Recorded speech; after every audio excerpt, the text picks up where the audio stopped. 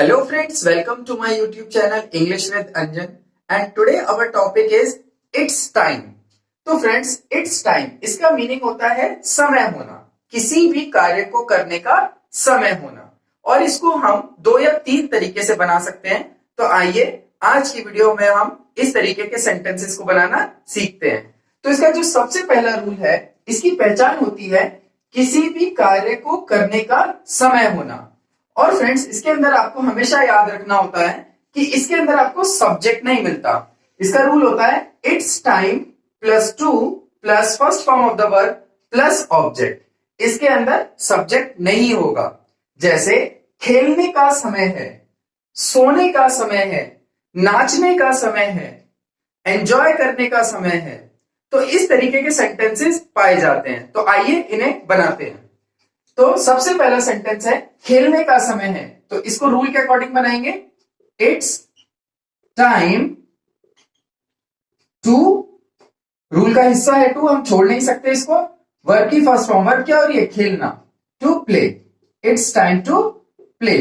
सोने का समय है, इट्स टाइम टू स्लीप। अंग्रेजी सीखने का समय है, it's time to learn English. I hope आपको यह समझ में आया होगा। बहुत ही इजी होता है, आपको बस इस रूल को फॉलो करना है। बस आपको ध्यान रखना है इसमें सब्जेक्ट नहीं होगा। तो आइए अब हम देखते हैं इसको हम दूसरे तरीके से कैसे बना सकते हैं। तो इसका जो दूसरा रूल होता है, इसका भी वही मीनिंग है, समय होना, पहचान वही है इसकी भी, बस इसका रूल थोड़ा सा बदल जाता है। और ये किस लिए बदलता है मैं आपको बताता हूं। तो फ्रेंड्स इसका जो रूल होता है it's time plus 4 plus noun और pronoun plus 2 plus first form of the verb plus object. अब देखिए इस रूल में और इस रूल में क्या अंतर है, इन दोनों रूल्स में क्या डिफरेंस है। देखिए सारी चीज वही है, बस यहां पर 4 प्लस नाउन और प्रोनाउन आ गया। देखिए जैसे तुम्हारा सोने का समय है, अब यहां पर हमने एक जो इंसान है जिसका सोने का समय है, मतलब जिसका उस क्रिया को करने का समय है, वो आ गया। जैसे तुम्हारा सोने का समय है, मोहन के जागने का समय है, पिताजी के अखबार पढ़ने का समय है। देखिए यहाँ पिताजी आ गया, यहाँ मोहन आ गया।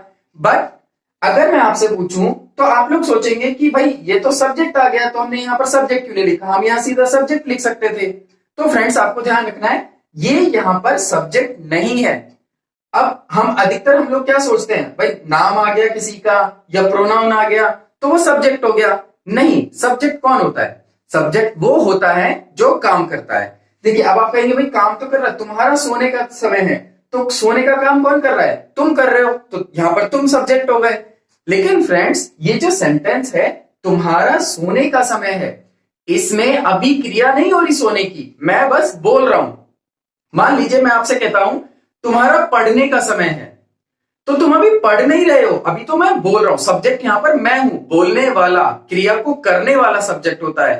तो अभी तो मैं बोल रहा हूं कि तुम्हारा पढ़ने का समय है, तो अभी मैं सब्जेक्ट हूं, तुम नहीं हो। जब तुम पढ़ोगे, अगर मैं कहूं तुम पढ़ रहे हो, तब क्रिया तुम कर रहे हो पढ़ने की, तो तुम सब्जेक्ट होंगे। लेकिन यहां पर अभी तुम सब्जेक्ट नहीं हो, यहां पर मोहन के जागने का समय है, तो यहां पर उसके जागने का समय है, लेकिन वो अभी जागा नहीं है, तो यहां पर मोहन सब्जेक्ट नहीं है।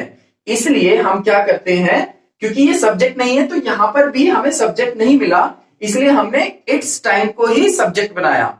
और यहां पर हम इनको तुम्हारा, मोहन या पिताजी को हम नाउन और प्रोनाउन के तौर पर यहां पर इनको ऐड कर देंगे। आई होप आपको समझ में आ रहा होगा कि ये एज ए सब्जेक्ट यूज नहीं हो रहे हैं यहां पर। देखिए इसको बनाते हैं, तुम्हारा सोने का समय है, तो कैसे बनेगा? इट्स टाइम फॉर यू, किसका सोने का समय है? तुम्हारा। For you to sleep. I hope आपको समझ में आया होगा। It's time for you to sleep. Second example is Mohan के जागने का समय है, it's time for Mohan to wake up. पिताजी के अखबार पढ़ने का समय है, it's time for father to read the newspaper. I hope friends आपको ये समझ में आया होगा ये रूल। हमारे पास इसका एक और रूल होता है जिसमें इसका मीनिंग भी बदल जाता है और रूल भी बदल जाता है, तो आइए उसे भी सीखते हैं। तो फ्रेंड्स इसका जो नेक्स्ट रूल होता है ये बहुत ही इंपॉर्टेंट रूल होता है, क्योंकि इस रूल के जो सेंटेंसेस होते हैं ये कॉम्पिटिटिव एग्जाम्स में भी पूछे जाते हैं और इसको हमें ठीक से समझना होता है। तो आइए इसे देखते हैं। तो फ्रेंड्स अगला जो रूल है बिल्कुल सेम, इसकी जो पहचान होती है बिल्कुल ऐसी ही होती है जैसे किसी भी काम को करने का। अब देखिए वहां पर मैंने लिखा था समय होना, बट अब मैंने लिख दिया वक्त होना। अब ये क्या डिफरेंस है इन दोनों में? तो फ्रेंड्स वो जो पिछले हमने दो रूल सीखे उनमें क्या था कि किसी भी काम को करने का समय हो गया, fine, it's time to sleep, सोने का समय है, इट्स टाइम टू स्टडी, पढ़ने का समय है। बट ये कहीं से भी हमें ये नहीं दर्शा रहे कि ये बहुत ही ज्यादा जरूरी है या हम लेट हो गए हैं। बट अगर कुछ सेंटेंस ऐसे आ जाएं जिनसे हमें ऐसा बोध हो कि उस काम को पहले हो जाना चाहिए था बट अब हम बहुत लेट हो चुके हैं, तो अब वक्त आ गया है कि हम उस काम को करें, तो हम इस रूल का यूज करेंगे। देखिए वक्त का होना, वक्त होना ये किस चीज को रिप्रेजेंट करेगा कि अब हम लेट हो गए हैं, अब तो इस काम को हम टाल नहीं सकते, अब हमें इस काम को करना ही पड़ेगा, तब हम इस रूल को यूज करेंगे। तो जैसे हमने वहां पर इट्स टाइम लिखा था या इट्स टाइम यूज किया था, बट यहां पर हमारे पास बहुत सारे वर्ड्स हैं जिसे हम यूज कर सकते हैं, जैसे it's time, it's good time, it's high time, it's about time. इसमें से आप कुछ भी यूज कर सकते हैं। इट्स हाई टाइम, बहुत ज्यादा जरूरी है काम को यूज करना, शुरू करना। इट्स गुड टाइम मतलब अब समय आ गया है या वक्त आ गया है कि उसे शुरू कर दिया जाए या उसे किया जाए। It's about time plus subject plus second form of the verb plus object. तो फ्रेंड्स आपको ये चीज यहां पर याद रखनी है, इस रूल में वर्ब की सेकंड फॉर्म का यूज किया जाता है, पास्ट फॉर्म का यूज किया जाता है। तो इसके एग्जाम्पल है जैसे वक्त आ गया है कि मैं पढ़ लूं। मान लीजिए आप बहुत लेट हो गए हैं पढ़ने में, अब कुछ ही दिन बचे हैं आपके एग्जाम के आने में और अब आप कहते हैं वक्त आ गया है अब मैं पढ़ लूं, मतलब अब मैं इससे ज्यादा लेट नहीं हो सकता। तो इसकी इंग्लिश बनेगी इट्स टाइम और हाई टाइम और गुड टाइम और अबाउट टाइम, आप कुछ भी लिख सकते हैं। इट्स टाइम या इट्स गुड टाइम कुछ भी लिख दीजिए। अब यहां पर सब्जेक्ट क्या है? मैं, क्योंकि मैं पढ़ूंगा ना। इट्स टाइम आई, यहां पर की कोई इंग्लिश नहीं आएगी। It's time I studied, studied.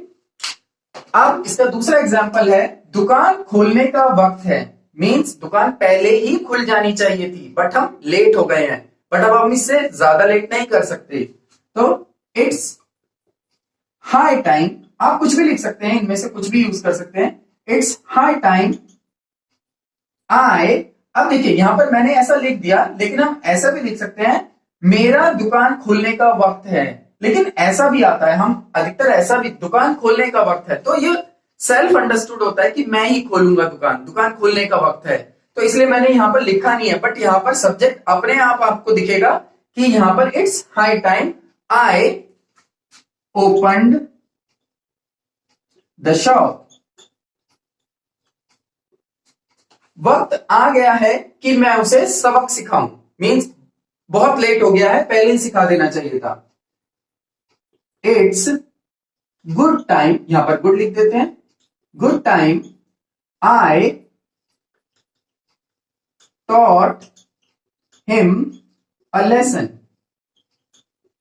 सबक सिखाने को टीच अ लेसन, तो सबक यहां पर सेकंड फॉर्म का यूज करेंगे तो टॉट आ जाएगा। आई होप आपको ये रूल समझ में आया होगा। फ्रेंड्स जरूरी नहीं है कि आपको यहां पर सब्जेक्ट मिले, जैसे मैंने आपको बताया सब्जेक्ट सेल्फ अंडरस्टूड भी होता है, तो उसके अकॉर्डिंग आप लगा दीजिएगा। इसलिए मैंने एक ऐसा सेंटेंस लिया जिसमें मैंने सब्जेक्ट नहीं लिखा, लेकिन सब्जेक्ट है वहां पर। और आपको ये ध्यान रखना है कि ये बहुत ही जरूरी रूल है। एग्जाम्स में क्या होता है, जो कॉम्पिटिटिव एग्जाम्स होते हैं 10th या 12th लेवल के एग्जाम तक में ये पूछ लेता है, वहां पर आपको ये वर्ड्स ब्लैंक देता है और स्टूडेंट्स कंफ्यूज हो जाते हैं कि यहाँ पर फर्स्ट फॉर्म का यूज करें या सेकंड फॉर्म का यूज करें। तो आपको ध्यान रखना होता है जब भी ये it is time, good time, high time इस तरीके के सेंटेंस बनते हैं तो हम सेकंड फॉर्म का यूज करते हैं, क्योंकि ये जो सेंटेंस होते हैं ये इस चीज को दर्शाते हैं कि ऐसा हो जाना चाहिए था इन पास्ट, बट ऐसा नहीं हुआ, लेकिन अब हमें उस काम को करना है, इस वजह से हम यहाँ पर सेकंड फॉर्म का यूज करते हैं। आई होप आपको ये तीनों पॉइंट समझ में आए होंगे और आपको ये रूल ठीक से क्लियर हो गया होगा। So that's it for today, see you in next class.